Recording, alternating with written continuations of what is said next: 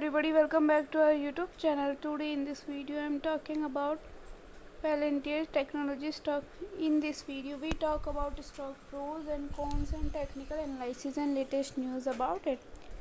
Stock is trading at $16.40 with 2.09 US dollar percent negative in a day. We can easily see stock was volatile for a day. The volume of stock was recent in at all-time high. So the fundamental stock is not better for today. Before buying and selling the stock, please consult your financial advisor. Today's video is done. Thanks for watching. Please subscribe my YouTube channel and like the video and also comment or related queries.